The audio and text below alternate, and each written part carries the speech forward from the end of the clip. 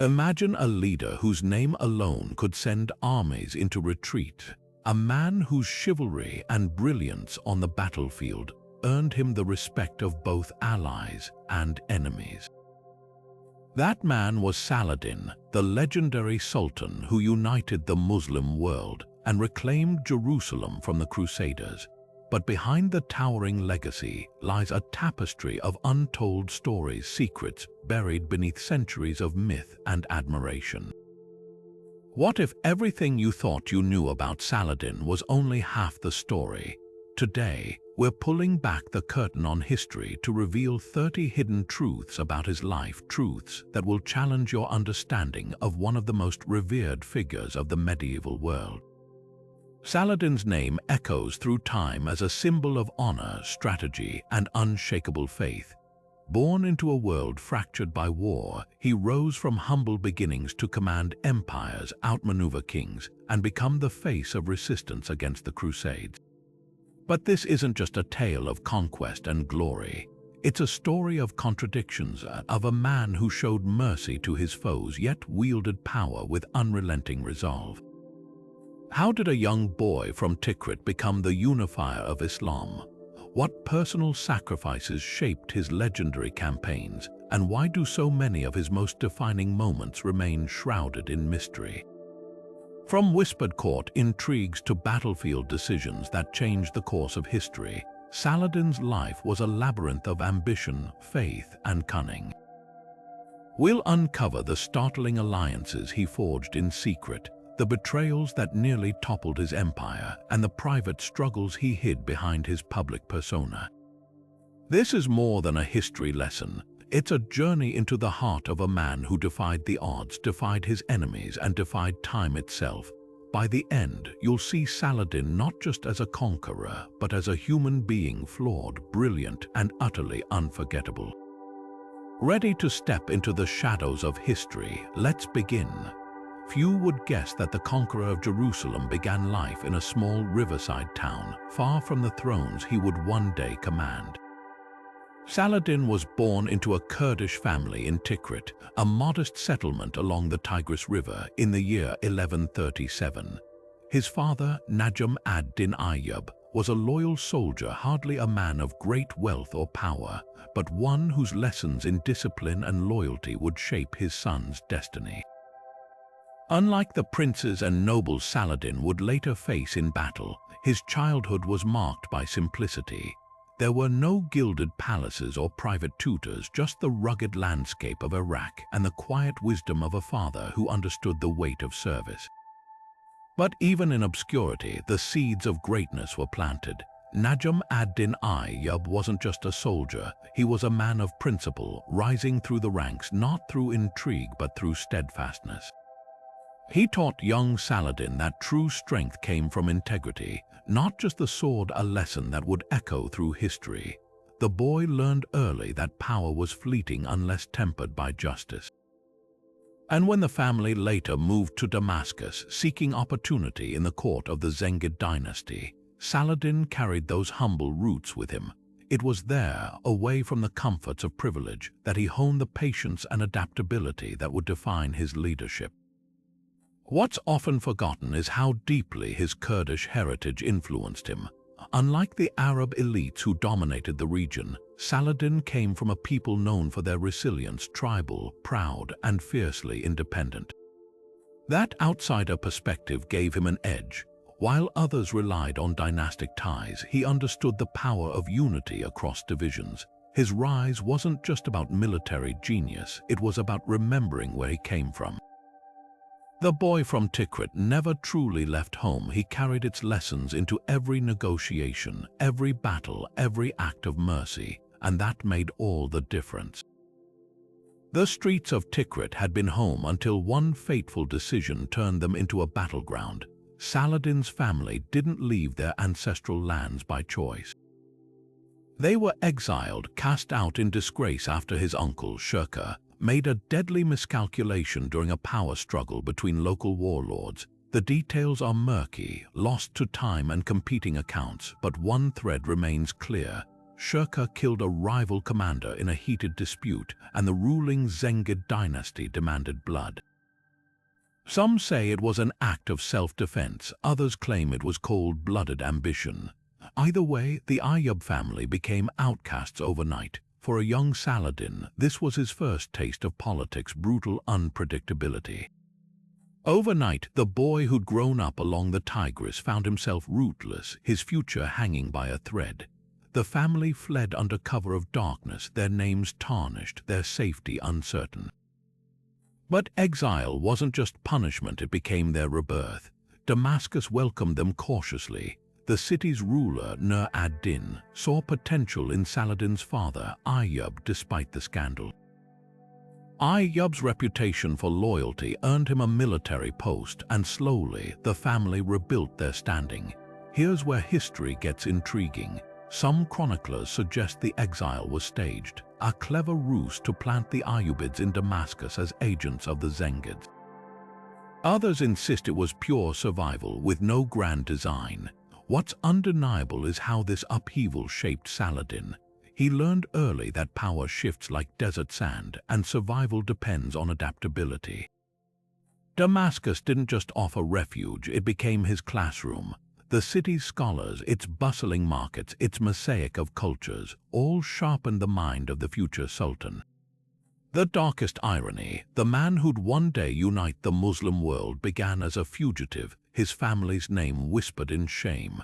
Yet without that exile, Saladin might never have stood before the gates of Jerusalem. Sometimes history's greatest chapters begin with a fall.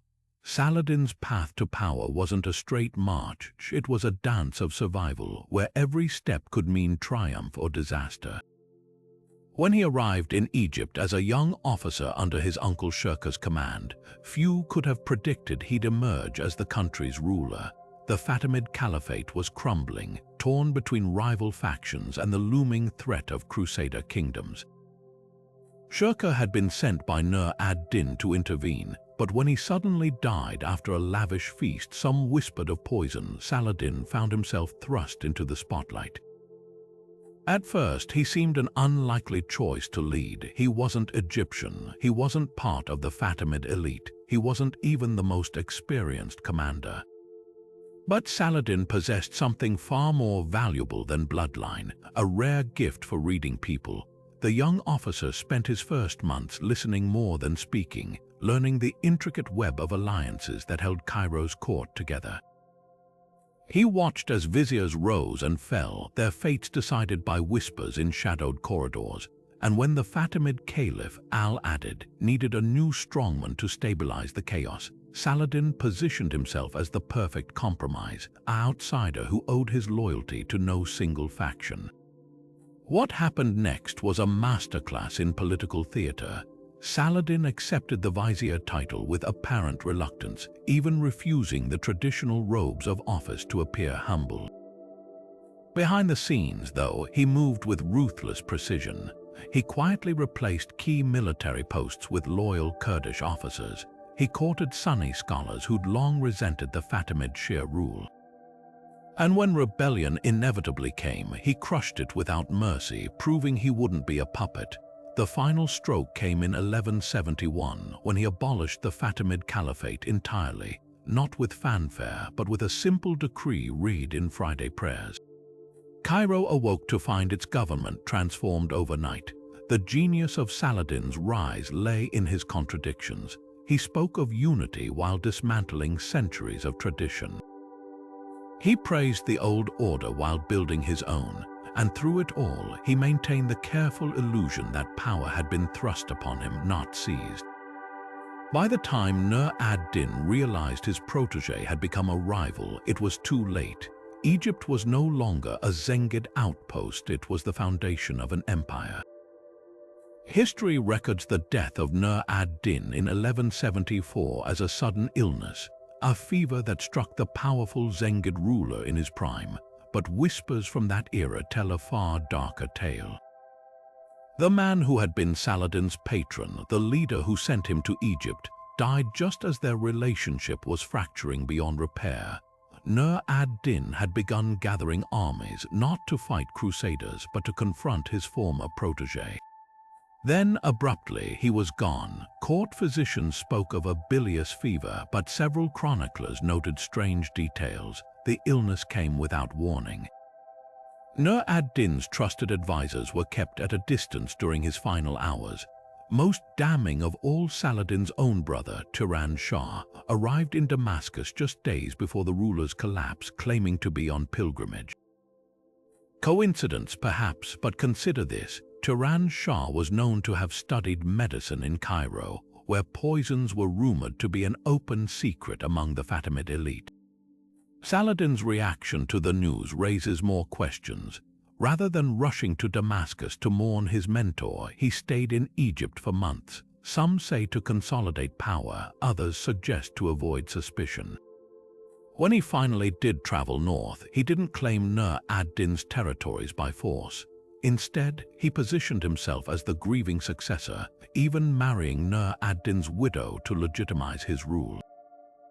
A masterstroke of political theater if one ignores the timing. The truth may never be known, but one thing is certain. Nur ad-Din's death cleared Saladin's path to unifying Syria and Egypt under a single banner. Within 2 years, the once humble officer stood unchallenged as the strongest Muslim leader since the Prophet's companions. Whether by fate or design, the chessboard of the Middle East had been reset, with Saladin holding all the pieces. Saladin's unification of Syria wasn't a noble crusade. It was a knife fight in the dark, where every alliance came with broken promises and every victory left blood on his hands. After Nur ad-Din's death, the region fractured into warring factions, each claiming legitimacy. Rather than marching in as a conqueror, Saladin played the long game. He didn't seize Damascus by force. He waited until its starving citizens begged him to take control during a brutal famine. The same man who'd shown mercy to Crusader prisoners showed none to Muslim rivals who stood in his way. Aleppo proved the hardest nut to crack. The city's ruler, Imad ad-Din Zengi, was just a boy, but his regent, Gumashtijan, vowed to fight to the death. What followed was less a war than a siege of wills. Saladin besieged Aleppo 3 separate times, each assault more brutal than the last. When diplomacy failed, he burned crops, poisoned wells, and let refugees flood the city gates to strain its resources. The moral cost was staggering, but the strategic payoff was undeniable. By the time Gumashtijan finally surrendered in 1183, Saladin controlled every major Syrian city except Mosul, and even that would eventually bend the knee. The darkest chapter came at Masyaf, the mountain fortress of the assassins. These shadowy killers had already tried to murder Saladin twice in his own tent. So when their leader, Rashid ad-Din Sinan, offered an uneasy truce, history expected vengeance. Instead, Saladin accepted, then used their network of spies to eliminate his remaining rivals. The man who preached unity had no qualms making deals with the very fanatics who'd slit his throat given the chance. What makes Syria's conquest so revealing isn't just the blood spilled, but the stories buried. Chroniclers loyal to Saladin wrote of divine destiny, while his enemies whispered of betrayal. The truth lies somewhere in between. Every treaty signed under duress, every city starved into submission, every rival suddenly falling ill. These were the dirty tools that forged an empire. Saladin didn't just defeat his enemies, he made sure history would remember him as the reluctant hero, not the architect of their ruin. The clash between Saladin and Richard the Lionheart wasn't the endless bloodbath most imagine. It was a high-stakes chess match where mutual admiration often outweighed hatred. While paintings and epics portray them as sworn enemies locked in holy war, the reality was far more nuanced. From the moment Richard landed at Acre in 1191, both men recognized something unexpected in each other, a mirror. Saladin, now in his 50s, saw in the younger king the same relentless energy that had once driven his own rise.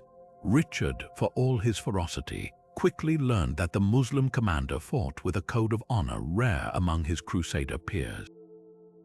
Their first indirect encounter set the tone. When Richard's horse was killed beneath him at Arsuf, Saladin famously sent 2 fresh steeds as replacements, an act of chivalry that stunned European observers.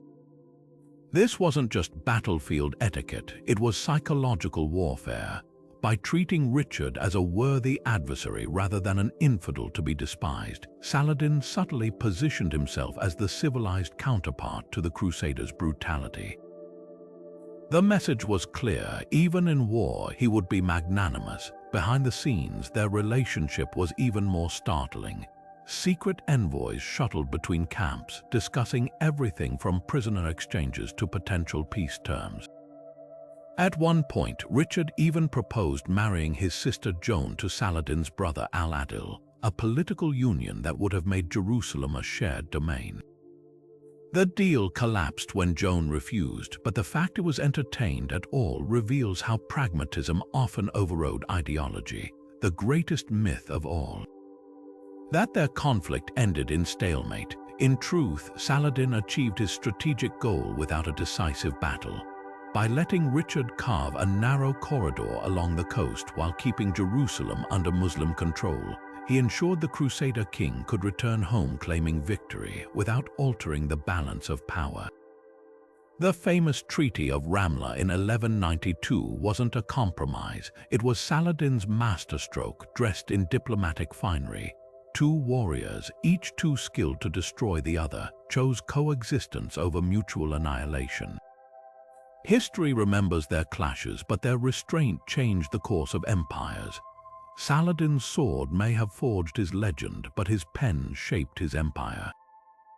Behind the dramatic sieges and cavalry charges lay a master diplomat who knew when to talk rather than fight, a skill often overshadowed by his battlefield fame. Take his dealings with Constantinople, a relationship that defied centuries of hostility. While Crusaders saw the Byzantine Empire as a relic to exploit, Saladin recognized its strategic value. In 1185, he secretly negotiated a commercial treaty with Emperor Andronikos Komnenos, granting Muslim merchants preferential tariffs in exchange for Byzantine grain shipments to feed his armies. This wasn't just trade, it was geopolitical chess. By ensuring Constantinople's neutrality, Saladin stripped the Crusader states of potential allies along their northern flank. His maneuvers in Sicily were even bolder. When William the Good's navy threatened Egypt's coast, Saladin didn't mobilize his fleet. Instead, he sent Jewish envoys from Alexandria, men fluent in Latin and Greek, to Palermo with an offer. Sicilian merchants would gain exclusive access to Alexandria's spice markets if they redirected their aggression toward the troublesome Norman knights in Tripoli. The deal held for over a decade, proving that economic incentives could do what garrisons could not. The most startling negotiations unfolded with the Italian city-states.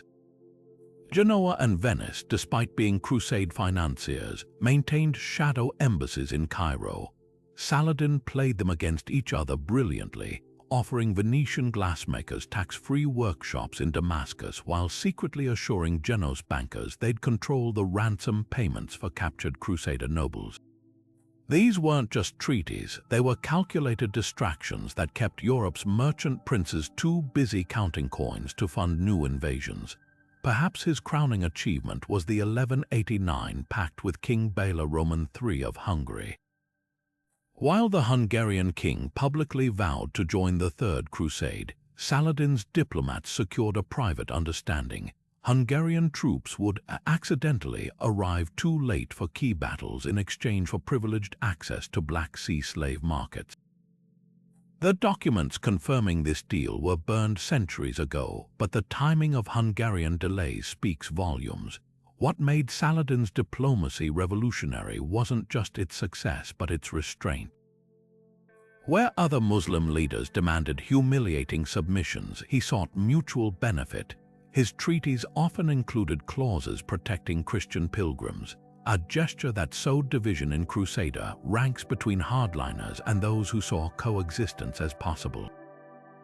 The Sultan who could crush cities also knew when to open doors. and that, more than any sword stroke, explains how he held an empire together with enemies on all sides. Behind every legend lies a hidden network of influence, and Saladin's empire was no exception.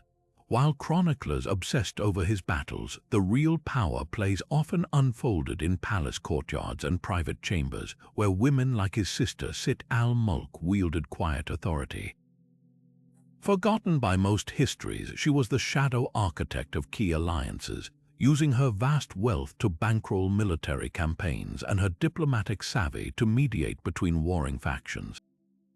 When Saladin hesitated to march on Mosul, it was Sitt al-Mulk who brokered the marriage between his nephew and the Zengid heir, turning enemies into reluctant allies with a single ceremony. Then there was Zumurrud Khatun, Saladin's mother, a formidable presence who shaped his moral compass. After the capture of Jerusalem, when advisors urged harsh treatment of Christian prisoners, it was Zumurrud who reportedly reminded him of Islamic teachings on mercy, swaying his decision to release thousands without ransom. Her influence extended beyond ethics. She managed the Ayyubid family's estates with ruthless efficiency, ensuring the treasury never ran dry even during prolonged sieges. The most intriguing figure may have been Shamsa, a former slave raised to the rank of chief administrator in Cairo. Fluent in Arabic, Kurdish, and Frankish, she decoded intercepted Crusader messages and identified traitors within Saladin's inner circle. Court poets mocked her as the Sultan's ears, but Saladin trusted her instincts enough to delay entire campaigns based on her intelligence. These women didn't just advise, they governed. During Saladin's absences at war, Sitt al-Mulk issued judicial decrees in his name, while Zumurrud negotiated trade agreements with Italian merchants. They leveraged their positions not through overt power but through networks of informants, charitable endowments that bought loyalty, and carefully cultivated reputations as pious benefactresses. When Saladin fell gravely ill in 1185, it was Shamsa who maintained order by circulating false reports of his recovery, preventing the empire from fracturing. The bitter irony, contemporary chronicles reduced them to footnotes if mentioned at all. Yet without these women, the Ayyubid dynasty might have collapsed before reaching its zenith. Their legacy survives in subtle ways in the hospitals Sitt al-Mulk funded that treated soldiers of all faiths, in the irrigation systems Zumurrud commissioned that fed armies, in the encrypted letter-writing techniques Shamsa pioneered. Saladin's genius lay not just in his own brilliance, but in recognizing the quiet mastery of those the world refused to see. The man who reshaped empires spent his final years in silent agony, his body betraying him even as his mind remained razor-sharp. Saladin's chronic illnesses, long hidden from public view, were an open secret among his inner circle. Contemporary physicians described recurring fevers that left him bedridden for weeks, violent stomach ailments resembling modern-day dysentery, and a mysterious wasting condition that sapped his strength during critical campaigns. These weren't mere inconveniences, they directly influenced some of history's most pivotal moments. During the siege of Acre in 1189, Saladin's fever spiked so severely he couldn't mount his horse, forcing him to direct battles from a litter, a weakness Crusader spies quickly noted and exploited. Arab chroniclers later sanitized these episodes as seasonal complaints, but private letters between his doctors revealed desperate treatments, leeching to balance humors, opium-laced wines for pain, and even an experimental diet of partridge meat and pomegranate syrup believed to strengthen the heart. The toll was devastating. By the time he faced Richard the Lionheart, Saladin often conducted negotiations from a reclining position, his attendants discreetly mopping sweat from his brow between audiences. The true cause remains debated. Some scholars point to typhoid from contaminated battlefield water supplies, others to complications from decades of hard campaigning. The most compelling theory comes from Genos merchant accounts describing a strange green tint to his skin in later years, a possible sign of liver failure from schistosomiasis, a parasite endemic to the Nile where he spent his formative years in Egypt. What's striking is how illness shaped his leadership style. As his body weakened, Saladin delegated more authority to trusted generals like his nephew Taqi al-Din, creating a flexible command structure that outmaneuvered the rigid Crusader hierarchies. Chronic pain may also explain his famous mercy toward enemies. Some historians suggest his own suffering made him reluctant to inflict prolonged agony on others, even adversaries. The Sultan, who could stare down armies, ultimately couldn't conquer his own failing health, yet still held an empire together through sheer force of will until his final breath in 1193. His last act was characteristically selfless. Though barely able to speak, he insisted his treasurer distribute his entire personal fortune, all 83 gold dinars, to the poor, leaving nothing for his own funeral. A humble end for a man whose body had been at war with itself for decades, yet never surrendered its duty. Saladin's death left more than an empire in mourning. It sparked one of history's greatest unsolved mysteries.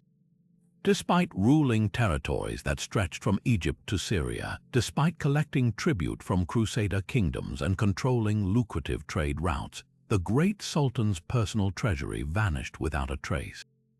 Contemporary accounts describe chests overflowing with gold dinars, jeweled weaponry from defeated kings, and relics from Jerusalem's holy sites, all gone by the time his heirs took inventory. The discrepancy was staggering. Where most rulers' estates were meticulously documented, Saladin's official records showed only 83 dinars at his deathbed, barely enough to cover a week's expenses for his household. Rumors flared immediately. Some whispered his closest generals had secretly divided the hoard during his final illness. Others claimed he'd liquidated it years earlier to fund his campaigns, leaving only ceremonial coins for show. But the most tantalizing theory points to a deliberate disappearing act. Saladin's inner circle included Jewish bankers from Alexandria who'd mastered the art of moving wealth invisibly through letters of credit. These financial wizards could have converted his gold into trade debts scattered across Mediterranean ports, untraceable assets meant to stabilize his dynasty after his passing. The plot thickens when you examine the timing. In the months before his death, Saladin suddenly ordered the minting of thousands of identical silver dirhams stamped with a unique emblem, a crescent cradling a small star. These coins flooded markets from Damascus to Cairo, then vanished from circulation within a generation. Numismatists later found a handful in shipwrecks off Sicily and Crete, their purity far exceeding standard currency. Were they markers for a hidden reserve, a coded ledger pointing to buried vaults? Even the Crusaders took note. Richard the Lionheart's treasurer recorded a bizarre entry in 1194, a payment of 200 Saracen crescents to a Venetian merchant for intelligence on certain desert treasures. The description matches Saladin's mystery coins exactly. Was Europe's most powerful king chasing rumors of stolen Crusader gold, or hunting something far more valuable? The truth may lie beneath the stones of Damascus. Ottoman tax records from the 16th century mention a sealed crypt beneath Saladin's mausoleum. Its entrance deliberately collapsed after burial. Every attempt to excavate has met with fierce resistance from religious authorities who cite an ancient covenant. The treasure, if it exists, was meant to buy peace in perpetuity. Perhaps that was Saladin's final masterstroke, not hoarding wealth, but entombing it as a silent guardian over the lands he united. The greatest treasures aren't always meant to be found. Saladin didn't just outfight his enemies, he outthought them, turning warfare into a psychological chess game where fear and perception were as lethal as any sword. While Crusader armies relied on brute force and heavy cavalry charges, Saladin mastered the art of deception, using terrain, misinformation, and sheer unpredictability to paralyze opponents before battle even began. Take his campaign against the Templars at Montjuic in 1177. Outnumbered nearly 5 to 1, he didn't dig in for a doomed defense. Instead, he lured the overconfident crusaders into a sandstorm where visibility dropped to zero and their famed heavy armor became a suffocating trap. By the time the winds cleared, Saladin's lighter, mobile archers had already encircled them, picking off knights who could barely lift their swords in the heat. It wasn't just a victory, it was a blueprint for how to humble superior forces with cunning alone. Siege warfare revealed even greater ingenuity. When faced with the imposing walls of Karak in 1183, Saladin abandoned conventional tactics. Rather than starving the fortress into submission, he ordered his engineers to tunnel beneath the foundations, not to collapse them, but to redirect a nearby river underground. Within weeks, the castle's storerooms were waist-deep in sewage, its grain stores ruined, and dysentery ravaged the defenders. The message was clear: he could conquer without ever striking a blow. Even more startling, he repeated this tactic at Beirut, but with a twist. After flooding the tunnels, he offered to spare the city if its leaders surrendered, then publicly pardoned them when they did. The psychological impact was devastating. Future garrisons, hearing of his mercy, often capitulated at the mere rumor of his approach. His most ruthless innovation was the calculated use of terror. After capturing the strategic fortress of Jacob's Ford, he didn't just occupy it, he dismantled it stone by stone, then paraded the rubble through neighboring Christian territories on ox carts. The spectacle wasn't just destruction, it was theater. Every shattered block whispered to other Crusader strongholds, resistance is futile. Yet even here, Saladin balanced brutality with cunning restraint. When his advisors urged him to massacre prisoners after the Battle of Hattin, he instead ransomed the nobility for astronomical sums while releasing common soldiers unharmed. This wasn't compassion, it was economic warfare. The ransom gold funded his next campaigns, while the freed foot soldiers spread tales of his mercy, eroding enemy morale more effectively than any massacre. Perhaps his greatest tactical legacy was turning the Crusaders' own strength against them. European knights prided themselves on chivalric codes and set peace battles, so Saladin refused to engage on their terms. He pioneered the false retreat, feigning disarray to lure heavy cavalry into ambushes where they'd be cut off from infantry support. At Arsuf, this nearly cost Richard the Lionheart his entire army. Only a last-minute rally saved the day. Even in defeat, Saladin adapted instantly. When reconnaissance revealed Crusader camps were vulnerable at dawn due to their reliance on mailed knights who took hours to armor up, he launched pre-sunrise raids with Bedouin skirmishers who could strike and vanish before heavy units mobilized. The ultimate testament to his unconventional genius, his enemies copied him. Within a generation, Crusader commanders were adopting his mobile archer units, his siege adaptations, even his psychological tactics. The man they'd called a barbarian had rewritten the rules of war not through raw power, but by understanding that victory often belongs to the side that confounds expectations. Saladin didn't just win battles, he rewired how his enemies thought, leaving them second-guessing every move, and that was his most devastating weapon of all. Saladin's legendary mercy wasn't just kindness, it was cold, calculating statecraft disguised as virtue. History remembers him sending snow to soothe King Richard's fever, releasing prisoners without ransom, and sparing Jerusalem's civilians when bloodshed seemed inevitable. But peel back the layers and a different truth emerges. His magnanimity served a ruthless strategic purpose. Every act of clemency was a weapon sharper than any scimitar, carefully wielded to fracture enemy morale and secure long-term dominance. Consider the aftermath of Hattin, his greatest victory. While Crusader nobles were paraded in chains, Saladin famously spared the life of Reynold of Chatillon's son, not out of compassion but to send a deliberate message. By contrasting his mercy with Reynold's notorious brutality, he painted himself as the civilized alternative to Crusader savagery. The psychological impact was immediate. Within months, several Frankish castles surrendered without resistance, their garrisons convinced surrender meant survival rather than slaughter.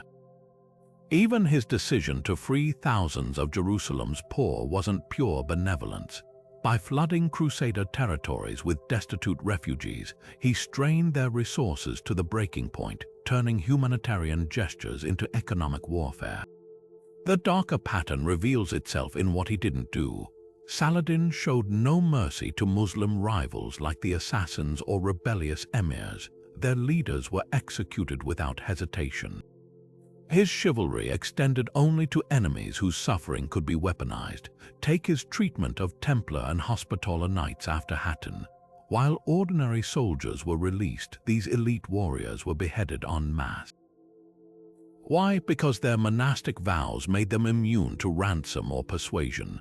Dead, they couldn't fight again. Alive, they'd remain implacable foes. The message was chillingly clear. His mercy had limits, and those limits were dictated by pragmatism, not piety. European chroniclers fell for the illusion completely. By contrasting Saladin's noble conduct with the Crusaders' frequent massacres, they unwittingly became his propagandists. When Richard the Lionheart slaughtered Muslim prisoners at Acre, Saladin's subsequent refusal to retaliate wasn't just moral high ground. It was a masterstroke of psychological manipulation. His restraint demoralized Richard's own troops, who began questioning why they followed a king less honorable than his heathen adversary. The ultimate proof lies in the numbers. For every high-profile act of mercy, there were a dozen smaller betrayals. After promising safe passage to the defenders of Jacob's Ford, he enslaved them all. His much-celebrated kindness to women and children, selective, those from wealthy families were ransomed back at exorbitant prices, their value measured in gold rather than goodwill. Even his famous gift of horses to Richard had an ulterior motive. By showcasing his own generosity, he shamed the English king into reciprocating with concessions at the negotiating table. Saladin understood what few medieval rulers grasped. Mercy, when deployed strategically, could conquer lands faster than siege engines. By letting some enemies live, he convinced others to stop fighting altogether. His legend of chivalry wasn't a lie. It was armor polished so brightly that it blinded opponents to the steel beneath. Saladin's victories weren't won just on battlefields. They were secured in shadowed taverns, bustling marketplaces, and the whispered confessions of turned spies. While Crusader kings relied on brute force, Saladin built something far more dangerous, an invisible web of informants stretching from the docks of Acre to the halls of Jerusalem's elite. His most trusted agents weren't soldiers but merchants, physicians, even disgraced knights, people who could move unnoticed through enemy lines. Take the case of Isa al-Hakari, a Syrian Christian trader who frequented Crusader camps. To the Franks, he was just another vendor selling spices and silks. In reality, he memorized troop deployments by counting the laundry hung outside tents, a clever trick Saladin himself had devised to estimate enemy numbers without raising suspicion. The network's sophistication went deeper than simple reconnaissance. Saladin's spies mastered the art of controlled leaks, feeding false information to Crusader commanders through carefully crafted rumors. Before the Battle of Hattin, his agents spread word of a phantom army massing near Damascus, tricking Guy of Lusignan into dividing his forces. Other operatives posed as deserters, carrying forged letters that exaggerated Muslim supply shortages, a ruse that lured overconfident Crusaders into fatal ambushes. The most audacious operation involved a Hospitaller scribe named Brother Matteo, secretly bribed to alter supply requisitions. For months, key fortresses received half the arrows and food they'd requested, weakening them long before Saladin's forces appeared on the horizon. Some infiltrators played even darker roles. In 1187, a Jewish physician named Yusuf ibn Shaman gained entry to the court of Baldwin Roman IV, the leper king of Jerusalem. While treating the monarch's ailments, he discreetly noted which barons argued over succession. Intelligence Saladin used to exploit divisions during the chaos after Baldwin's death. The physician's real masterstroke, adding mild laxatives to the wine of temperamental commanders before critical war councils, ensuring heated tempers flared into irreparable rifts. The system's brilliance lay in its deniability. Saladin never met his spies directly. Messages passed through a chain of intermediaries, each knowing only one link. Funds were laundered through charitable endowments, making bribes untraceable. When agents were caught, like the infamous weeping monk of Antioch, who smuggled battle plans in hollow prayer beads, they had no tangible ties to the Sultan. Even his inner circle often didn't know the full scope of operations. What made this network unique wasn't just its scale, but its targets. While European spies focused on military movements, Saladin's operatives hunted psychological weaknesses. They tracked which nobles gambled away their fortunes, which bishops kept mistresses, which mercenary captains would betray their oaths for the right price. By the time his armies marched, Saladin often knew his enemies better than they knew themselves, not just where they'd fight, but how they'd break. Beneath the ironclad image of the unshakable conqueror lay a man who wrestled with demons the world never saw. Among the thousands of documents preserved from Saladin's reign, one carefully guarded collection stands apart: his private letters, many of which were systematically purged from official records by his own secretaries. Discovered centuries later in a forgotten chest in Aleppo's citadel, these fragile parchments reveal a ruler haunted by existential dread, his ink-stained fingers tracing words of vulnerability never meant for history's gaze. One particularly damning missive, written during the grueling siege of Tyre in 1187, shows Saladin pleading with his childhood mentor Ibn Shaddad, "The weight of this crown crushes my skull. Each night I see the faces of those who died for my ambitions, not just soldiers, but the starved peasants whose crops we burned. Is this truly God's will, or have I built my throne on bones?" The letter breaks off mid-sentence as if he couldn't bear to continue. Historians believe Ibn Shaddad burned the original after reading it, but not before making a secret copy, an act of preservation that borders on treason.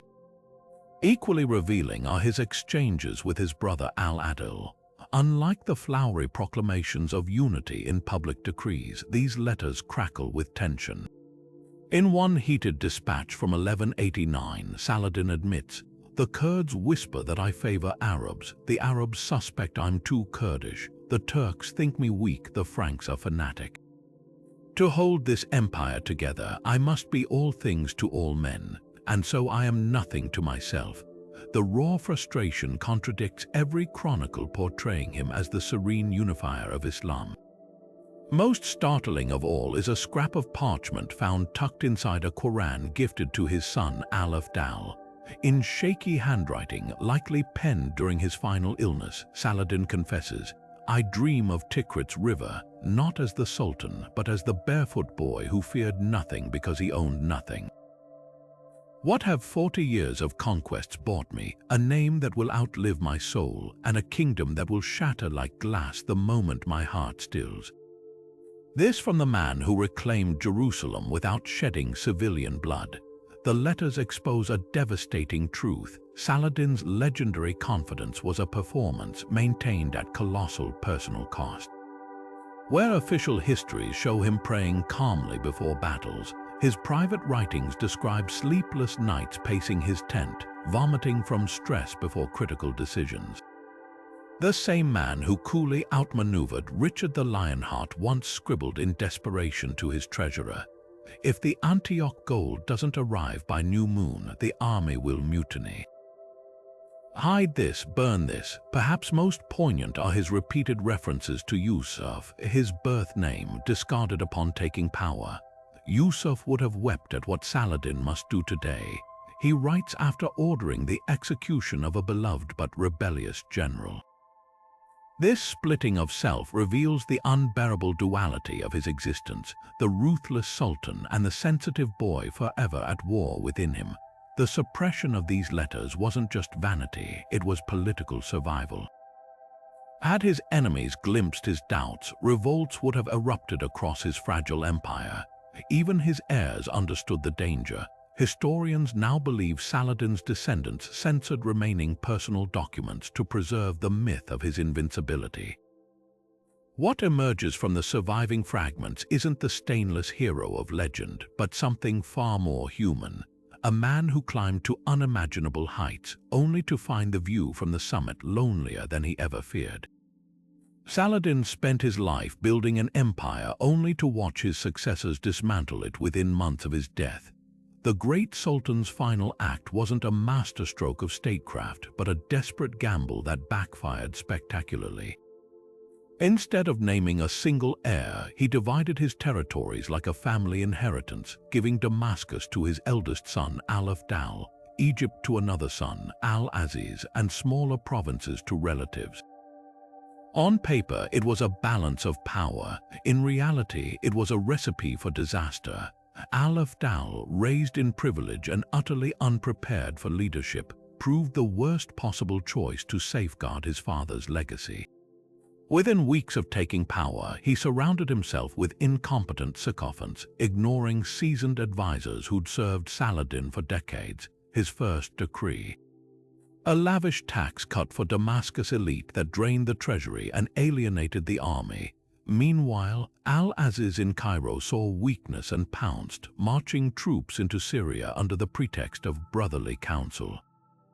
The irony was brutal. The man who'd united Muslim lands against the Crusaders now had his own sons at war while European forces regrouped on the coast. The fractures ran deeper than sibling rivalry. Saladin's brother Al-Adil, the shrewd strategist who'd helped stabilize countless campaigns, watched in horror as his nephews squandered their birthright. Rather than intervening immediately, he bided his time, letting the princes exhaust themselves in petty skirmishes before sweeping in as the reluctant unifier. By 1196, Al-Adil had outmaneuvered both nephews, seized control of Egypt and Syria, and relegated Al-Afdal to a ceremonial role in a remote castle. The message was clear: sentimentality had no place in empire building. What makes this collapse so revealing isn't just the infighting, but how perfectly it mirrored Saladin's blind spots. The Sultan, who could read enemy intentions on the battlefield, failed to see the ambition in his own brother. The diplomat who negotiated with kings never taught his sons the art of governance. Even his famed generosity became a liability by distributing wealth so freely during his reign. He left little financial cushion for his heirs when crises hit. The cruelest twist: Saladin's fragmentation played directly into Crusader hands. While his descendants feuded, European forces reclaimed key ports and fortresses unchallenged. The unified front he'd spent decades constructing evaporated overnight, proving that empires built on personal charisma rarely outlive their founders. By the time Al-Adil stabilized the situation, the Ayyubid realm was a shadow of its former self, not from external conquest but from the rot within. A dynasty forged in battlefield glory crumbled in the silence of council chambers, one whispered betrayal at a time. The Crusades are often framed as a binary conflict between Muslim and Christian forces, but Saladin's real genius lay in recognizing a third power: the Jewish communities scattered across his empire. While European monarchs expelled or persecuted Jewish populations, Saladin actively courted them as strategic allies, integrating their skills into the very foundations of his rule. In Egypt, where Fatimid caliphs had once forced Jews to wear identifying yellow badges, Saladin abolished these humiliations and appointed Jewish physicians as his personal advisors. His most trusted financial minister, Abu al-Mali, was a Karaite Jew whose intricate tax reforms kept the Ayyubid treasury solvent during decades of warfare. This wasn't just tolerance, it was cold, calculated pragmatism. The alliance went deeper than patronage. Jewish merchants formed the backbone of Saladin's intelligence network, their trade caravans crisscrossing Crusader territories with impunity. A letter discovered in the Cairo Geniza reveals how a spice trader named Ali ben Aaron secretly mapped the fortifications of Acre by embedding sketches in shipments of dyed fabrics. Other Jewish intermediaries brokered clandestine deals with Italian city-states, using Hebrew as a cipher to conceal negotiations from prying eyes. When Saladin needed to transport gold to Syrian mercenaries without alerting Christian spies, he turned to Jewish moneylenders in Alexandria, whose bills of exchange functioned as an early form of untraceable banking. Perhaps the most surprising collaboration unfolded in medicine.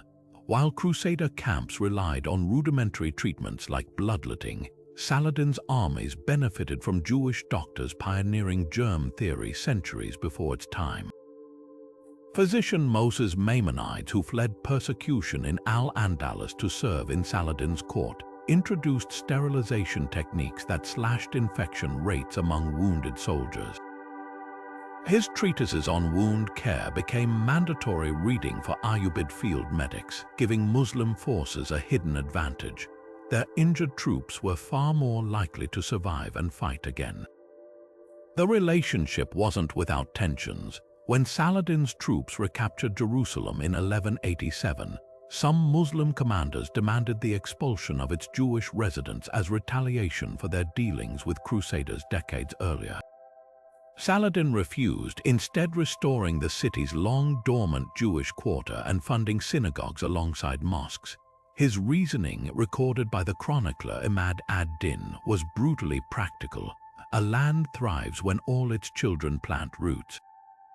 The decision paid dividends. Jewish scholars in Jerusalem later decoded intercepted Templar correspondence, revealing plans for a surprise attack on Damascus intelligence that allowed Saladin to ambush the Crusaders at Jacob's Ford. This web of mutual interest unraveled after Saladin's death, as his successors scapegoated Jewish communities for financial crises. But for 3 critical decades, the Sultan's recognition of shared interests over religious divisions reshaped the balance of power.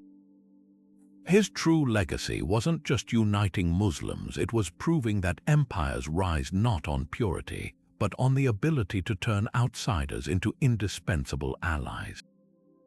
While history remembers Saladin as the sword that reclaimed Jerusalem, few know he wielded a scalpel as deftly as his scimitar. Beneath the warrior's exterior lay a patron of science so devoted that he transformed medieval medicine. His court in Damascus became a sanctuary for scholars fleeing persecution, Persian astronomers, Andalusian botanists, even Jewish physicians exiled from Crusader lands. Among them was the legendary Ibn al-Matran, a doctor whose experiments with anesthesia allowed Saladin's surgeons to perform procedures unheard of in Europe. Cataract removals, tumor excisions, even early attempts at cesarean sections. These weren't just acts of charity, they were strategic investments. Healthy soldiers won battles, and a reputation for healing drew talent to his empire. The crown jewel of his scientific legacy was the Nasiri Hospital in Cairo, a marvel of its age. Unlike the filthy infirmaries of European castles, Saladin's institution had separate wards for contagious diseases, running water piped from the Nile, and a staff that included women practitioners, a radical concept at the time. Chroniclers describe gardens where patients recovered amid medicinal herbs, and a library stocked with Greek, Indian, and Persian medical texts translated by teams of scholars on his payroll. The hospital's most innovative feature, a strict policy of treating Crusader prisoners alongside Muslim soldiers, creating an early experiment in cross-cultural medical exchange.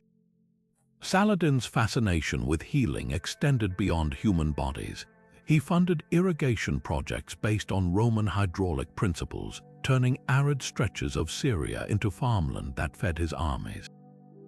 His engineers developed portable water filters using sand and charcoal, a technology that reduced dysentery deaths during sieges. Even his military campaigns doubled as scientific expeditions. After capturing the coastal city of Ascalon, he immediately dispatched scholars to study its ancient Phoenician star charts, believing celestial navigation could give his navy an edge. The most telling detail comes from his personal physician, Abdul Latif al-Baghdadi. In secret notes later discovered in Mosul, he described Saladin's midnight study sessions where the Sultan pored over diagrams of the human circulatory system while his generals slept. He believed understanding blood's flow would make him a better commander. Al-Baghdadi wrote, "If you know how life moves, he'd say, you know how to protect it or stop it." This wasn't just curiosity, it was the mind of a strategist recognizing that wars are won not only with strength, but with knowledge. By the time of his death, Saladin had quietly established the first organized medical corps in Islamic military history. Teams of battlefield surgeons who followed his armies with standardized kits containing scalpels, bone saws, and opium for pain. Their manuals, preserved in Damascus archives, include precise illustrations of wound stitching techniques still used today. The Sultan who changed maps with his sword also left fingerprints on the scalpel that would shape modern medicine. Few clashes reveal Saladin's vulnerabilities more starkly than the Battle of Montjussard, a disaster so humiliating that his chroniclers later rewrote history to erase it. In late November 1177, the Sultan marched confidently toward Jerusalem with 26,000 seasoned troops, expecting to crush the skeletal forces of Baldwin Roman IV, the teenage leper king. What followed wasn't just a defeat, it was a near annihilation that nearly toppled Saladin's rising empire before it truly began. Baldwin, though barely 16 and already ravaged by disease, outmaneuvered the Muslim commander with a brilliance that stunned both sides. With a mere 3,000 men, including just 300 knights, he lured Saladin's overconfident army into the dunes near Ramla. As a sudden sandstorm blinded the Muslim forces, Baldwin's Templar knights struck like a hammer from the storm's heart.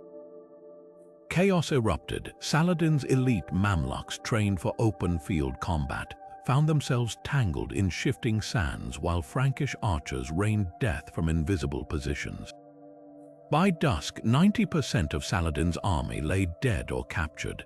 The Sultan himself barely escaped, reportedly fleeing bareback on a pack camel while Baldwin's forces pursued him for miles. The aftermath reveals Saladin's genius for controlling narratives. Within weeks, his scribes were circulating letters blaming the defeat on treacherous Bedouin guides and unseasonable winds, never Baldwin's tactics. Court poets spun the disaster as a test of faith, claiming Allah had allowed the setback to strengthen Saladin's resolve. Most audaciously, official chronicles reduced the engagement to a skirmish, inflating Crusader losses and erasing Baldwin's name entirely.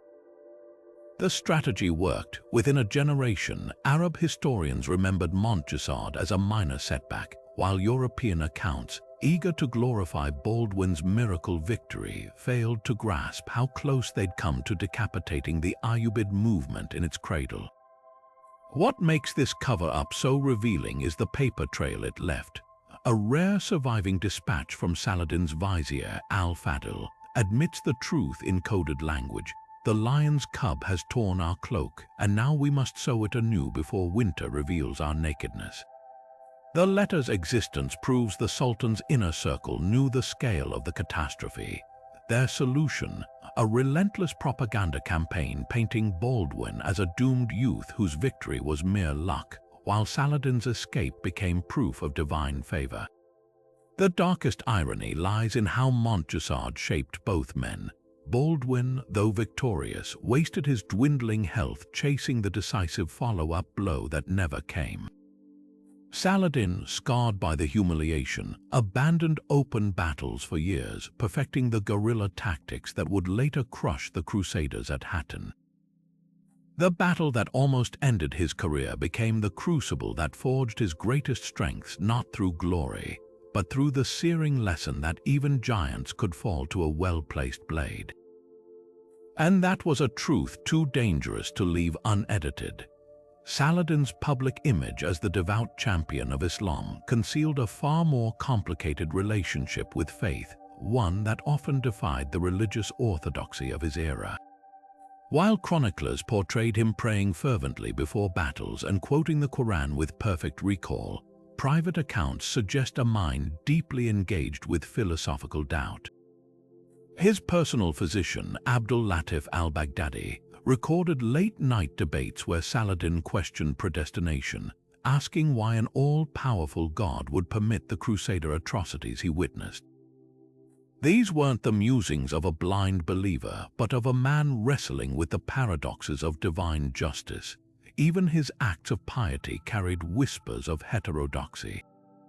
Unlike most Sunni rulers, Saladin openly funded Sufi mystics who preached direct communion with God, a practice viewed with suspicion by mainstream scholars.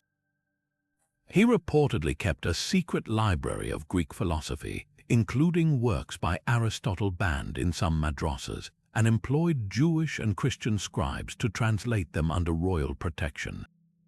When challenged by conservative clerics, he defended these pursuits with a startling argument. Wisdom is the lost camel of the believer. Wherever you find it, you claim it. The contradictions multiply when examining his battlefield behavior. After the recapture of Jerusalem, Saladin famously washed the Dome of the Rock with rosewater to purify it. Yet during the siege, he'd allowed Christian priests to continue services in the Church of the Holy Sepulchre, a move that outraged hardline imams.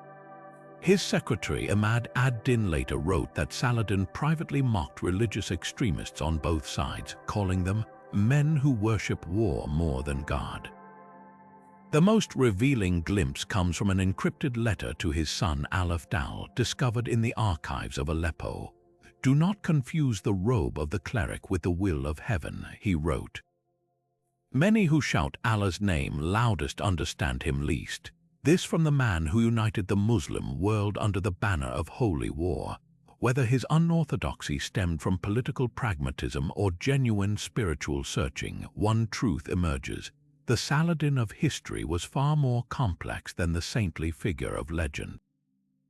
His faith, like his empire, was built on contradictions he never fully resolved. The gold dinars that funded Saladin's victories didn't materialize from thin air. They were squeezed from a realm teetering on exhaustion.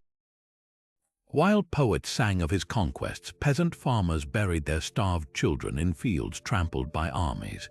The true price of Jerusalem's liberation wasn't measured in battle deaths alone, but in the hollow cheeks of Syrian villagers who surrendered their last grain stores to feed his cavalry.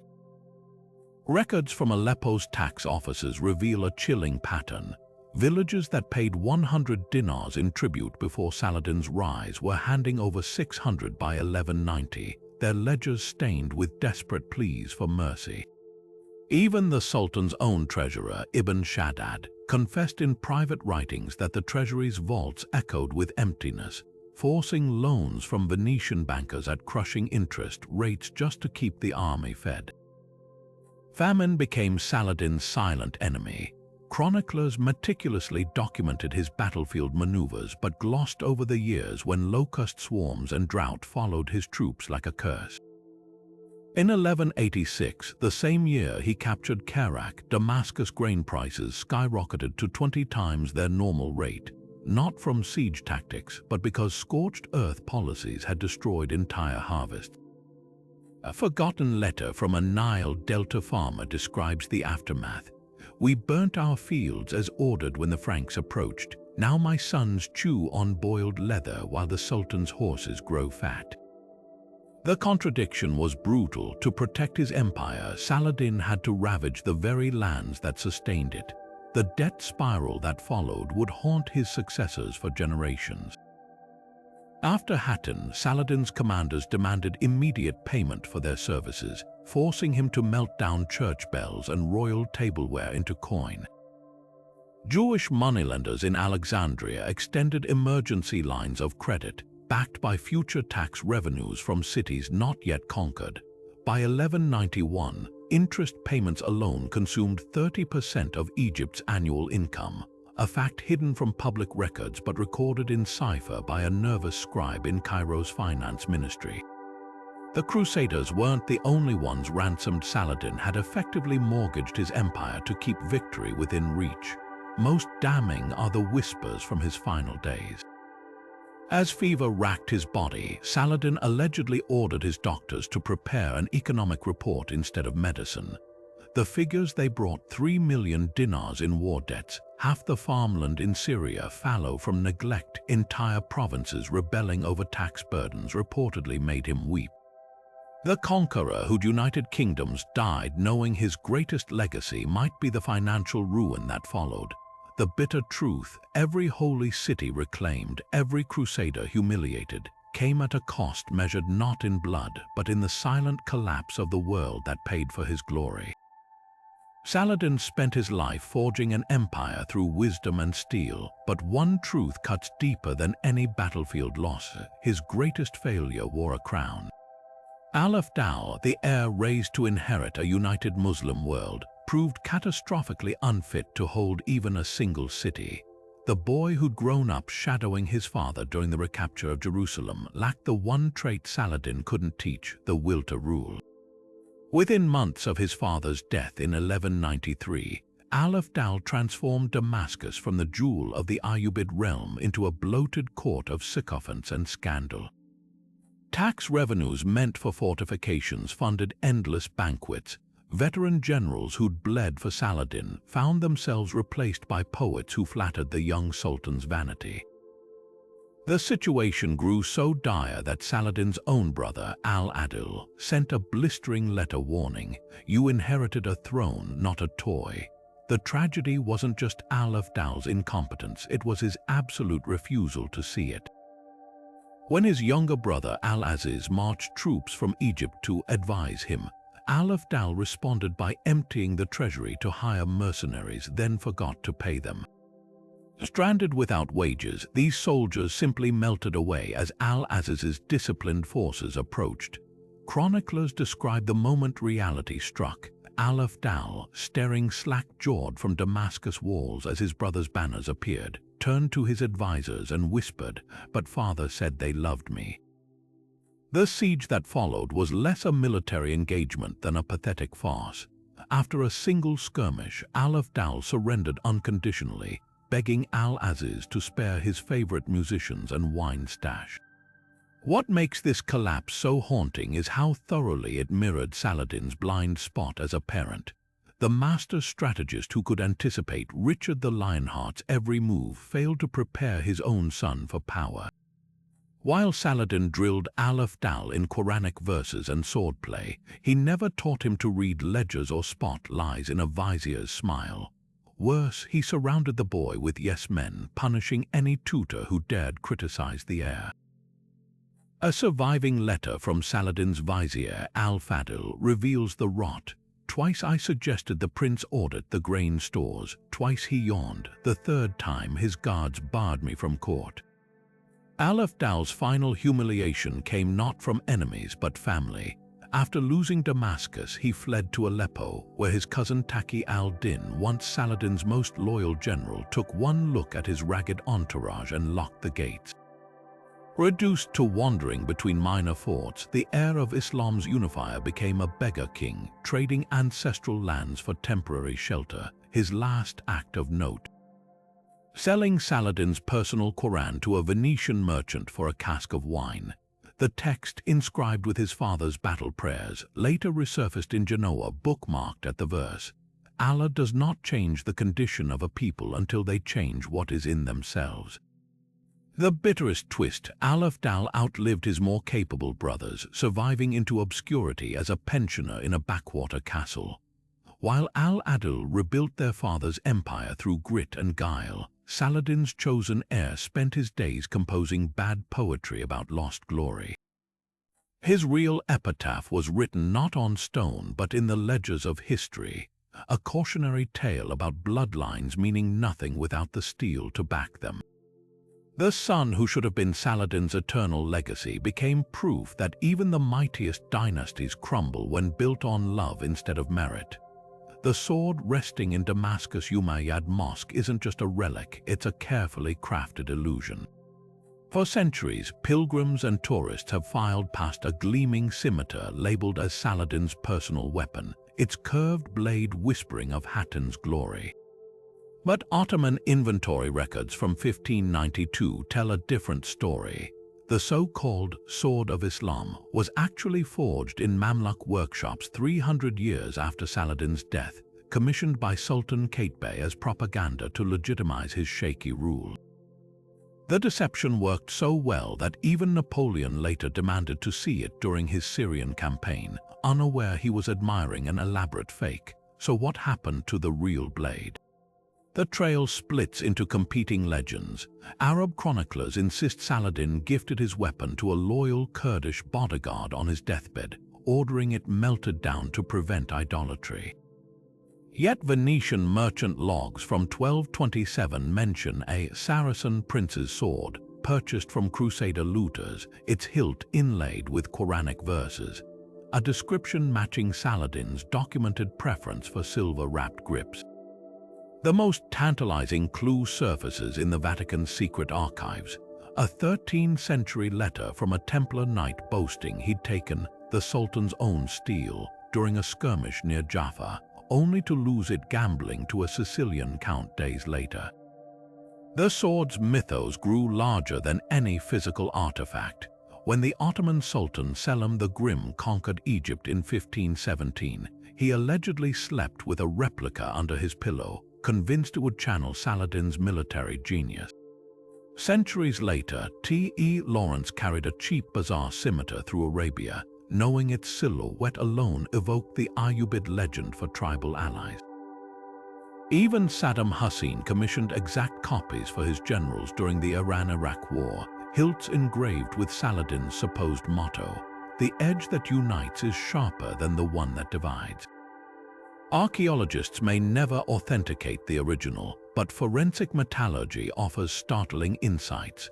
Fragments from a 12th century armory near Aleppo Carbon, dated to Saladin's reign, reveal blades forged from Indian wood steel, a revolutionary alloy that could slice through Crusader mail. These shards contain microscopic Damascus swirl patterns identical to those described in Saladin's armory records, suggesting his personal weapons represented bleeding-edge technology for their time. The real sword's power may have lain not in mystic properties, but in metallurgical mastery Europe wouldn't match for generations, perhaps the greatest irony. The weapon most associated with holy war likely never tasted Crusader blood. Saladin's secretaries recorded his preference for commanding from the rear with a wooden baton, drawing steel only during critical moments. His legendary duel with Reynold of Chatillon at Hattin was probably fought with a standard-issue Mamluk sword, later discarded amid the spoils. The man who became a symbol of Islamic resistance understood that true power resided not in a blade's edge, but in the stories men wrapped around it. And that, more than any lost artifact, was his sharpest weapon of all. Beneath the dust of ruined castles and the worn stones of forgotten roads lies a hidden blueprint, one that reveals Saladin not just as a conqueror, but as a visionary builder. While history fixates on his battlefield triumphs, his most enduring victories were carved in mortar and aqueducts, reshaping the Levant's very bones. Take the fortress of Ajlan, rising like a stone sentinel over northern Jordan. Built in just 11 months during 1184, its strategic genius wasn't in its towering walls, but in its sightlines. Saladin's engineers positioned each tower to mirror signals from Damascus, creating a relay system that could flash warnings across 200 miles in hours, a medieval internet of fire and mirrors. Water was his silent masterpiece. In the scorching wastes of Syria, his teams restored Roman aqueducts long abandoned, channeling mountain springs into parched garrisons. The system at Aleppo alone supplied 12,000 gallons daily, turning a besieged city into an unbreakable oasis, but his boldest hydraulic feat lay underground. Beneath the citadel of Cairo, Saladin's workers dug the Well of the Spiral, a dizzying stairway descending 90 feet through solid rock to tap into the water table. Crusader prisoners reportedly gasped when shown its depths, realizing Muslim forces could outlast any siege. His architectural legacy drips with irony. The same man who toppled Crusader castles rebuilt them stronger, incorporating their defensive innovations while adding his own twists. At Kerak, he replaced Frankish arrow slits with angled vents that funneled Greek fire onto attackers.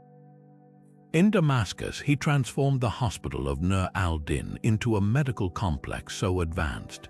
Its wards separated infectious diseases centuries before Europe adopted the practice.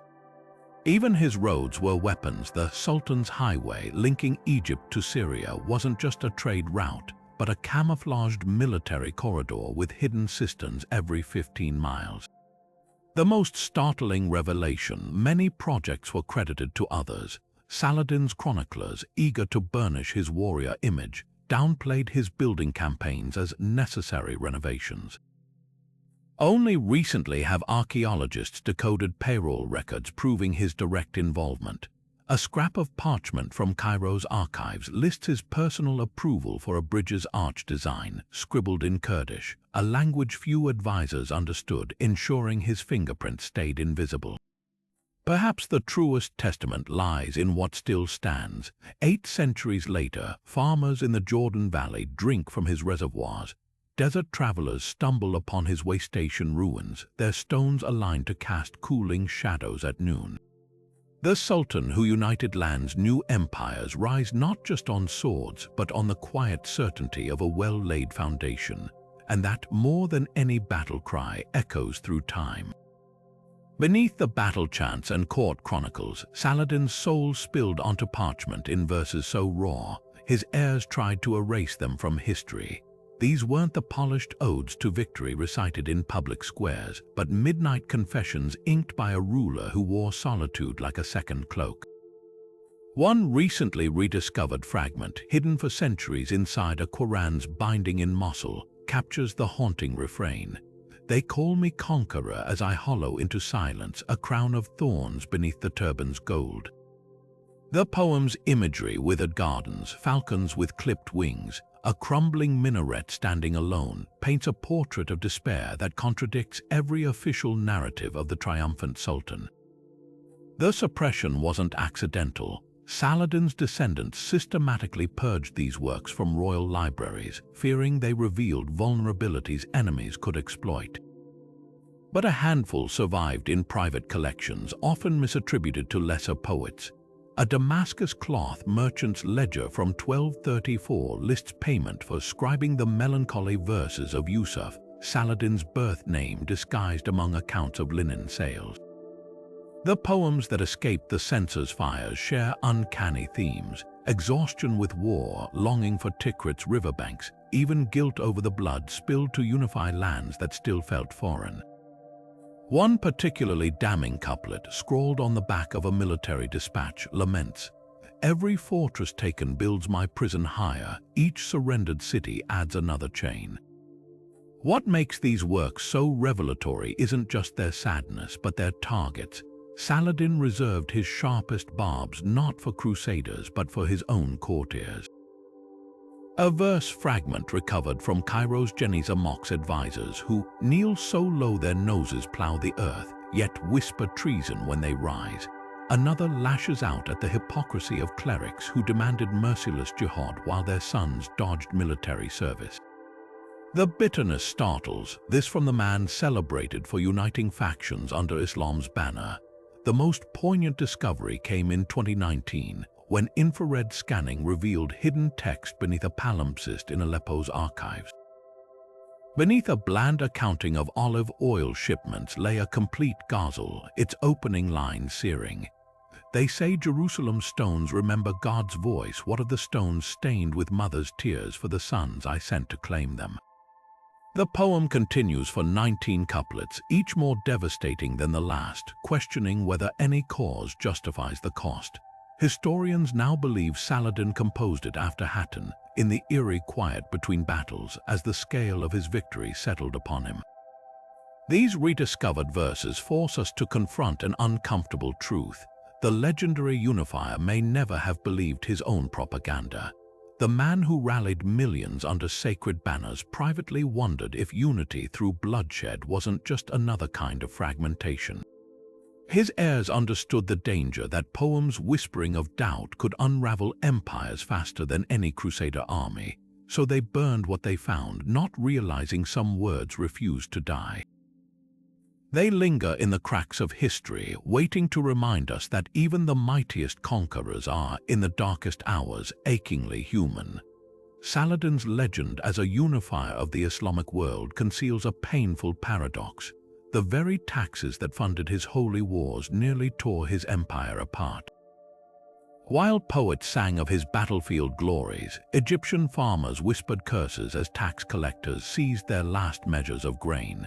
The system that financed Jerusalem's liberation wasn't just burdensome, it was dangerously unsustainable, breeding resentment that simmered beneath the surface of his grand conquests. In the Nile Delta, where peasants once paid 1/10 of their harvest, Saladin's administrators demanded half, backed by threats of burned villages for non-payment. Damascus markets, once bustling with traders, saw stalls abandoned as merchants fled oppressive commercial tariffs. The breaking point came in 1183, when Cairo's streets ran red not with Crusader blood, but with the aftermath of a tax revolt. Starving textile workers, pushed to the brink by levies on looms and dye vats, stormed the governor's palace. Saladin's response revealed his brutal pragmatism. He crushed the uprising with Kurdish mercenaries, then publicly executed the tax minister responsible not for cruelty, but for incompetence in provoking unrest. A surviving ledger from Alexandria exposes the cold calculus. The same year he pardoned thousands of Christian captives. His regime imprisoned 15,000 Muslim subjects for tax evasion. Syria fared no better. When Aleppo's nobles resisted new property assessments, Saladin deployed an innovation as ruthless as any siege engine, the taste test. Inspectors would demand samples of honey, olive oil, and wheat from storerooms. The fresher the goods, the higher the valuation. Farmers learned to hide aged produce underground while feeding their children rotten provisions, creating a macabre black market for spoiled food. Chroniclers recorded villages where parents rubbed dirt on babies' faces to mimic starvation when assessors rode through. The most revealing rebellion erupted in 1189, when Yemen's tribes rose up under the banner, "No king but God." Unlike Crusader foes, these were devout Muslims protesting not religious policy, but economic oppression. Saladin's solution: he diverted troops from the front lines to burn their date groves, then imposed a back-breaking loyalty tax on survivors. The message was clear: even fellow believers would be bled dry if his armies required gold. What makes these policies so startling isn't their severity. Medieval rulers routinely taxed heavily, but their hypocrisy. The same man who donated personal wealth to orphans and widows presided over a bureaucracy that enslaved debtors. The Sultan who forgave enemy knights their ransoms allowed his own people to be flogged for unpaid irrigation fees. Court documents show he privately justified this as wartime necessity, once quipping to his treasurer, "Mercy is for after victory." But the ledgers tell another story. By his final years, tax revenues were declining as productive land lay abandoned, suggesting even Saladin's subjects had their limits. The bitterest twist: these very taxes funded the mercenaries who kept his heirs in power after his death. The coins that built hospitals and mosques also built the resentment that fractured his empire. In the end, Saladin's fiscal legacy proved as double-edged as his fabled scimitar, cutting down his enemies while slowly bleeding the people he swore to protect.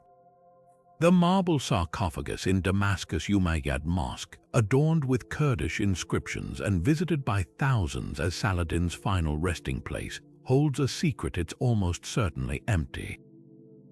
Historical records confirm the Sultan was buried here in 1193, but within a century his tomb became a pawn in a dangerous game of political symbolism. The first disturbance came in 1258 when Mongol invaders pillaged Damascus. While most accounts focus on their destruction of the city, a little-noticed entry in the Chronicle of Ibn Wassil reveals a chilling detail. Hulagu Khan's troops pried open Saladin's tomb, seeking treasures rumored to accompany the conqueror into eternity. They found only bones and a simple shroud, yet the violation set a precedent. Centuries later, Ottoman Sultan Abdulhamid II orchestrated a more subtle reburial. Facing nationalist uprisings in the Arab provinces, he ordered Saladin's remains transferred to a lavish new mausoleum in 1898, not to honor the Sultan but to co-opt his legacy. The ceremony, complete with a 21-gun salute and speeches praising Islamic unity under Ottoman rule, was pure theater. French archaeologist Jean Sauvaget later uncovered Ottoman correspondence proving the sarcophagus was never opened during the transfer. The bones interred with pomp were likely placeholders, while Saladin's true remains may have been discreetly relocated to deter theft or hidden by Damascene nobles distrustful of Istanbul's motives. The most compelling evidence comes from ground-penetrating radar scans conducted in 2008. Beneath the current tomb, researchers detected an earlier, smaller burial chamber aligned with the original 12th century mosque orientation, not the Ottoman-era additions. But when Syrian authorities granted limited excavation rights, they found the chamber empty except for a single silver dinar minted during Saladin's reign, placed precisely where the skull should have been. The coin's deliberate positioning suggests a ritual act, perhaps by Ayyubid loyalists who secretly moved the body during the Mongol chaos.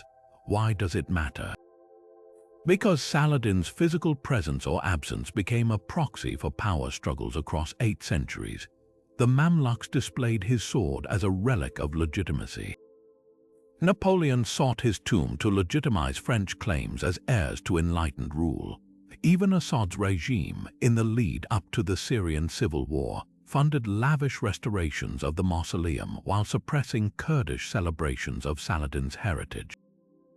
A body that should have rested in peace became a political football fought over by empires and ideologies desperate to claim his legacy, the ultimate irony.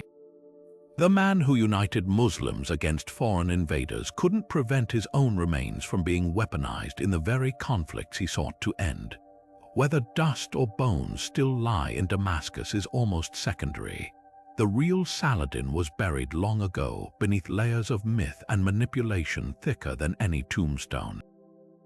Even as Saladin's armies clashed with Crusader knights, a quiet paradox unfolded in European scriptoriums. Monks who should have vilified him were secretly etching his virtues onto parchment.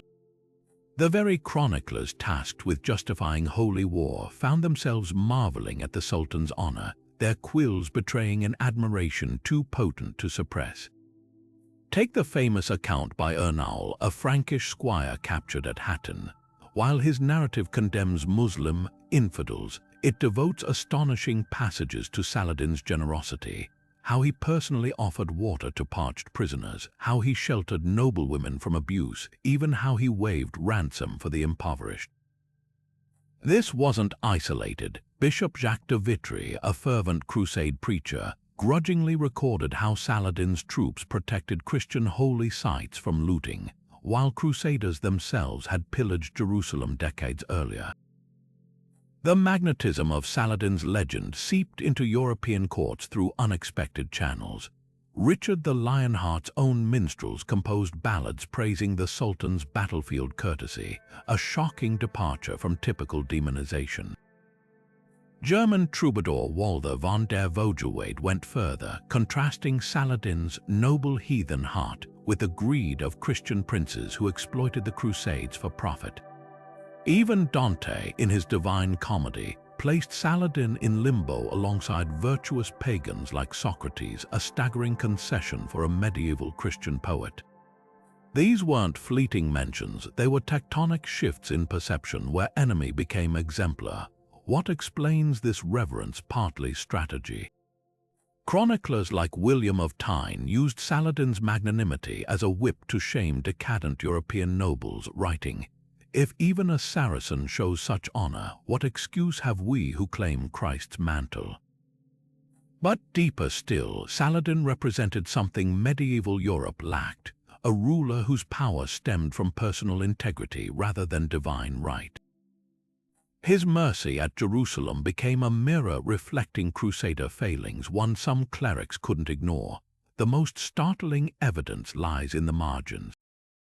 A 13th-century French psalter, hidden for centuries in a Burgundian monastery, contains doodles of Saladin jousting with an angel, not a demon. In the Vatican archives, a papal scribe's private notes lament that no Christian king since Charlemagne wielded justice as Yusuf does. This underground current of respect would boil over centuries later, when Enlightenment thinkers like Voltaire hailed Saladin as a model of tolerance against Europe's religious wars. The Sultan who united Islam inadvertently became the West's unlikely moral compass, a twist he'd have found as ironic as history itself. The golden myth of Saladin as the perfect unifier of Islam crumbles under scrutiny. His empire was less a cohesive realm than a fragile mosaic of uneasy alliances held together by charisma and conquest.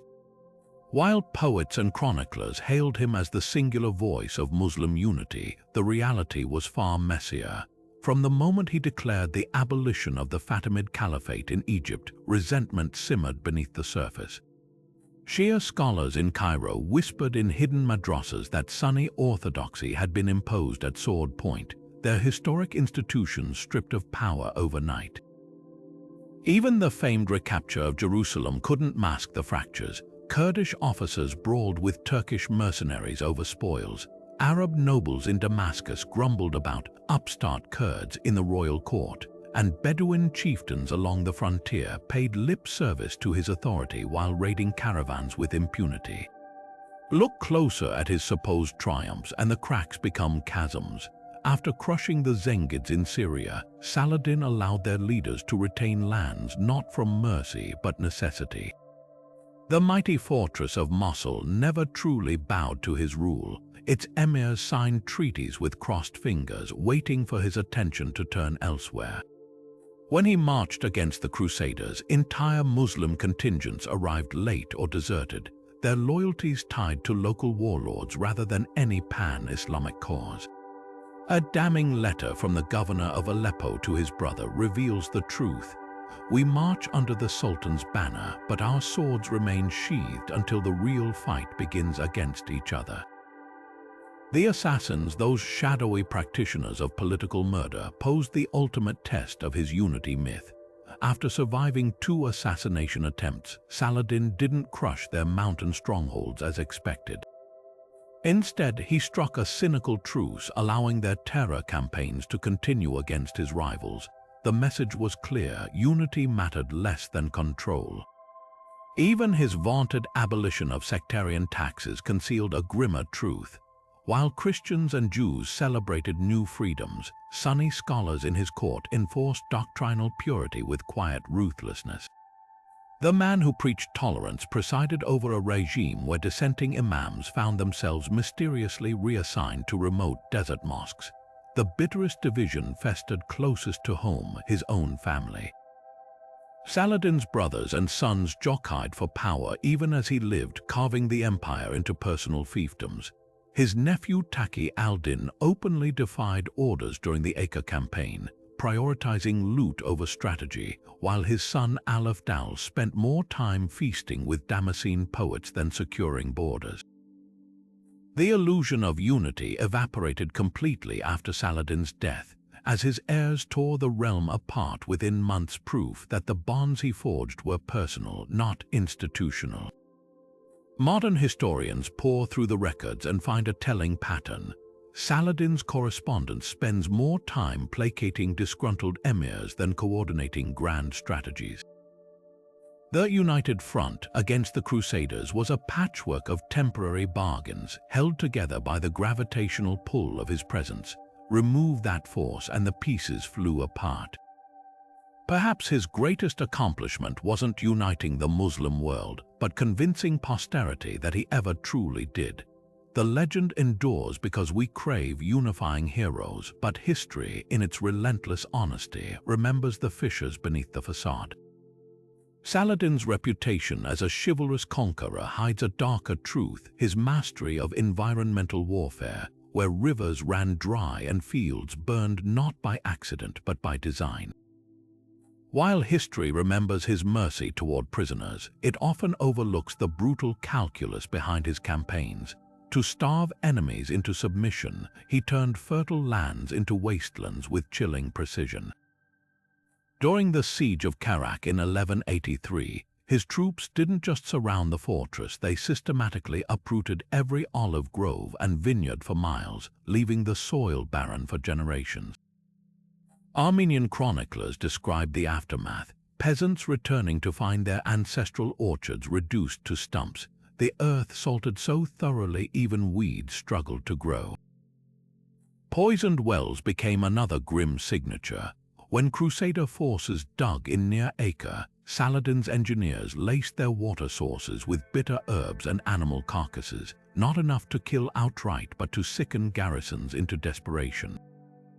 A Templar knight's diary recounts soldiers vomiting for days, their strength sapped long before Muslim arrows darkened the sky. Yet even here, Saladin's pragmatism shone through. He spared wells near Christian holy sites, not from piety, but to avoid turning local populations into martyrs, a distinction that preserved his reputation while achieving the same strategic goal. The most devastating tactic was his manipulation of nature's rhythms.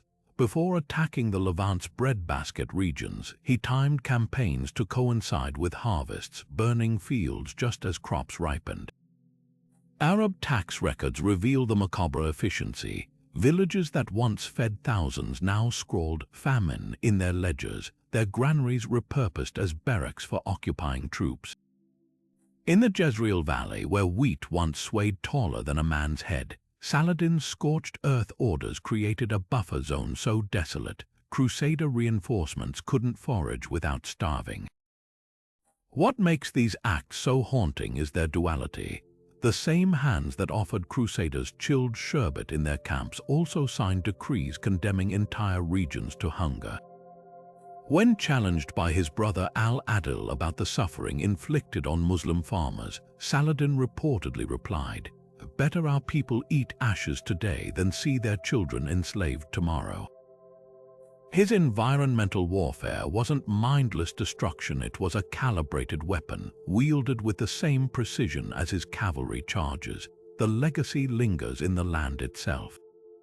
Modern archaeologists studying soil layers near Hatton found charcoal deposits precisely dating to 1187, proof that even the earth bears scars from his campaigns.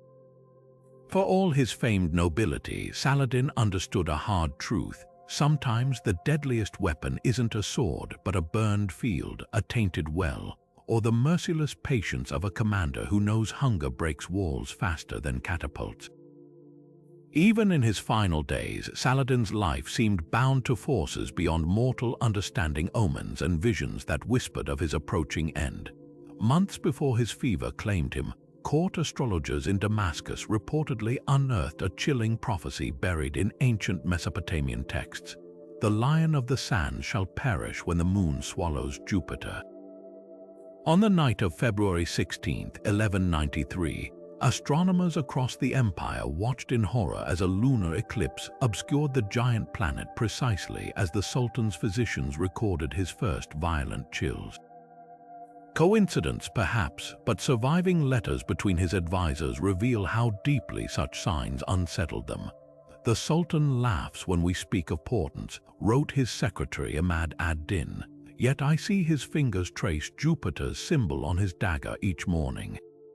The dreams came next. Saladin's personal physician, Abdul Latif al-Baghdadi, documented a recurring nightmare that haunted his patient weeks before death: a black stallion dragging an empty coffin through Jerusalem's streets, its hooves sparking against Temple Mount stones. When court imams interpreted this as a sign of impending journey to the afterlife, Saladin reportedly scoffed. Yet his behavior betrayed unease. He ordered sudden repairs to his mausoleum, a structure typically reserved for living rulers. More tellingly, he summoned scribes to record his will not in the palace, but at the Dome of the Rock, the very site where his greatest triumph had unfolded years earlier. Stranger still were the sightings by those outside his circle. A Coptic monk in Alexandria wrote of a vision where Saladin's war standard transformed into a flock of screeching hawks that dissolved midair. Kurdish shepherds near Tikrit, his birthplace, told travelers of a spring that ran red for 3 nights, though no blood could be found. Even enemies sensed the shift. A Templar knight imprisoned in Damascus later recalled Crusader guards whispering about a pestilential wind from the east the day Saladin fell ill, though weather records show calm skies. The most haunting account comes from his eldest son, Al-Afdal. In a private letter discovered centuries later, he confessed finding his father staring at a blank parchment one sleepless night. When asked what he sought in the emptiness, Saladin allegedly replied, "The names of all the men I've sent to see God before me, they gather in the margins waiting to guide me home." Whether prophecy or fevered hallucination, the words hung heavy over his final weeks. Perhaps the truest omen was one only history could decipher. On the morning of his death, Saladin's attendants found his legendary sword missing from its stand, not stolen, but leaning against a wall in the exact posture of Islamic funeral rites, its tip pointing toward Mecca. The man who spent a lifetime shaping empires may have sensed his story's final page before any astrologer's chart or midnight vision. And in that quiet knowing, even the conqueror of Jerusalem found himself humbled before time's inexorable tide. Saladin's legacy is a tapestry woven with golden threads of triumph and darker strands of contradiction, each revealing a man far more complex than the unblemished hero of legend. For every act of mercy, there was a moment of ruthless calculation. For every grand gesture of unity, quiet fractures undermined his empire. The conqueror who wept over Jerusalem's recapture also ordered crops burned to starve his enemies. The Sultan who donated personal wealth to orphans taxed peasants into destitution to fund his wars. Even his famed chivalry carried Shadow's kindness to Crusader prisoners, contrasted with the cold elimination of Muslim rivals who threatened his rule. These aren't flaws to diminish his greatness, but proof of his humanity. History often polishes figures like Saladin into marble statues, freezing them in poses of perfection. But the truth lies in the cracks, his insomnia, his secret poetry, the way he trembled before battles despite his steeled reputation, all whisper of a man burdened by the weight of his own myth. The boy from Tikrit who became Islam's unifier never fully escaped his doubts, his loneliness, or the compromises demanded by power. That tension between ideal and reality is what makes him timeless. So what do we take from these hidden truths? Not disillusionment, but a deeper engagement with history itself. Behind every simplified legend are layered stories waiting to be uncovered, stories of ambition and fear, brilliance and blindness. Saladin's life challenges us to question the narratives we're handed, to dig beneath the surface of heroes and villains, because history isn't a sermon, it's a conversation, one that evolves with every document decoded, every tomb examined, every silenced voice rediscovered. If this journey through Saladin's contradictions has sparked your curiosity, imagine what other legends might unravel under scrutiny.